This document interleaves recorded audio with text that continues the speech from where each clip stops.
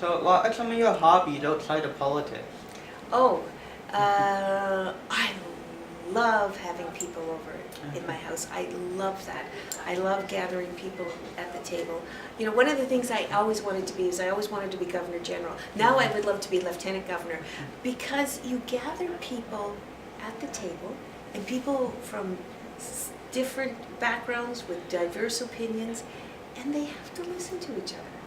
And I think, you know, that's what I'd always hoped that politics would be. So I love entertaining at home. I absolutely love that. I have a house outside the city.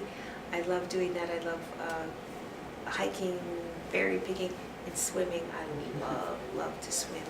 And I mean, reading's not a hobby. Reading is, I think, a part of what you do in life if you can.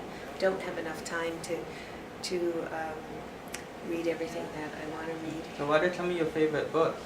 Oh, well, you know what, when I look back at books that have really made an impact in my life, I can remember as a teenager for about a period of a year, I read only Jewish writers. I read Isaac Bashevis Singer, I read Chaim Potok. No, Chaim Potok was a book. There was a book I read called My Name is Asher Lev, which was about a young guy who was a Hasidic Jew and his struggle to become an artist, and how there was nothing within his family or religion that supported that decision, and the struggle that he had to come to the point of being able to be who he truly was, and wanted to be what was true to the core of who he was.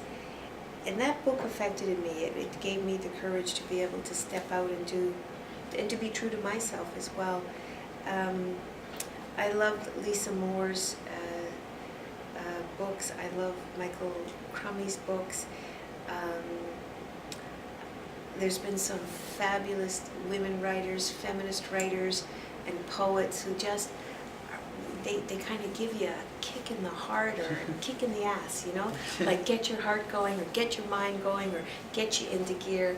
And it's such a privilege to have access to again, a diverse voices that just open up the world, open up your eyes, but also kickstart your heart or your mind or get you going. Absolutely. Yeah. So, I love community activism. That's, I don't know if you call that a hobby or not, but that gives me energy, it gives me life, it gives me hope to be able to work with other people who dare to dream that we can make it better.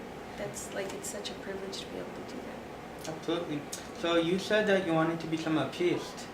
That's very interesting. Like, when you were interested in that vision, and how involved were you with church and whatnot?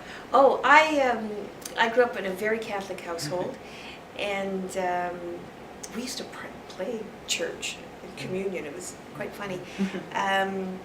But I've always considered myself I've always considered myself a spiritual person. But I was very involved as a young kid. I used to go to Mass.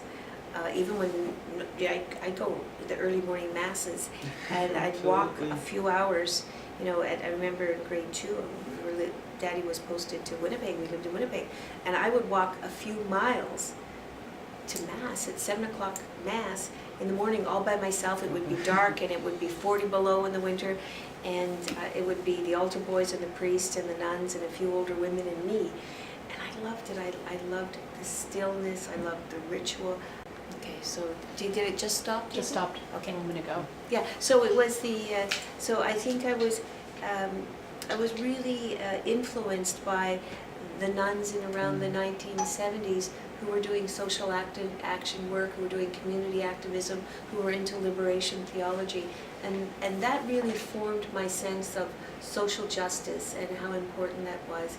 And I feel really thankful for that, although I'm not involved in the Catholic Church at all now. But I think those formative years, I'm very grateful for those. So in the future, do you see yourself getting involved in church?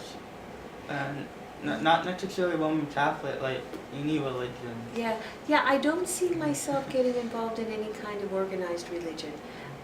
Again, I still feel that I'm a spiritual person, and I respect people's right to practice their faith, and I think that that's really important and a fundamental right. But I, at this point, don't, it doesn't fit for me at this point, organized religion. Okay. So where do you see yourself in the future? Oh gee, Oh, you know, oh gee. I think I will always be an activist, because that gives me hope, and it gives me energy, and it gives me life, and my activism, you know, at different times in my life, it takes a different expression and a different shape and form. I still have a few films in me that I want to make, I think. I've been really lucky. I've made a number of films that have been quite celebrated internationally. I've won over 40 international awards, and have traveled the world with making films, and traveled the world with my films at film festivals and that, and I've been really lucky to have been able to do that. So there's still a few films in me, yeah. So where are some of the places that you traveled to? Oh gosh, let me see. All over Europe, Central America, South America, Africa, to Kenya. I was invited to Taiwan, to Israel, and to South Africa. But I ended up not going. This was after I did the film My Left Breast, and it was just, I was still recovering from radiation and chemo and that, so those trips were a bit too difficult to make at the time. So yeah, I've just been really lucky, really lucky. To travel the world. So right now, as an MSA, like how much do you get to travel now?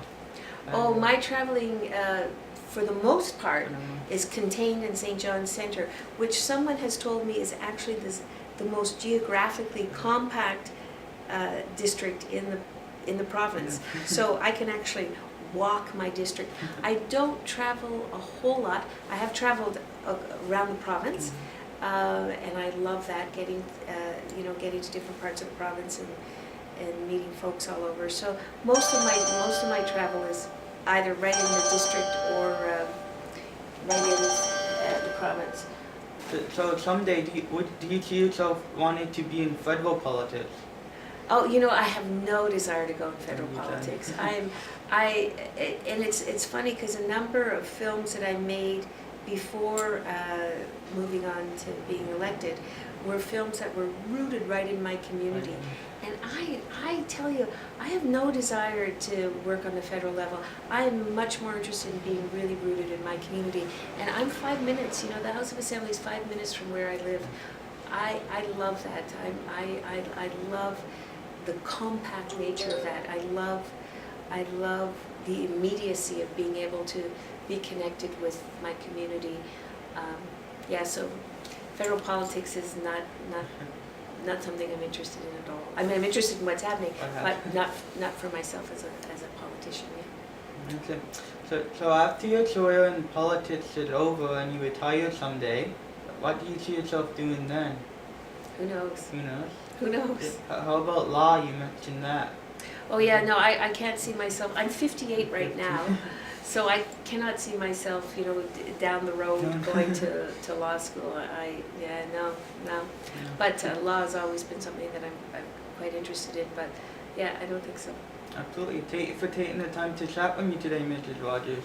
Thank you very much, Matt. Thank you very much.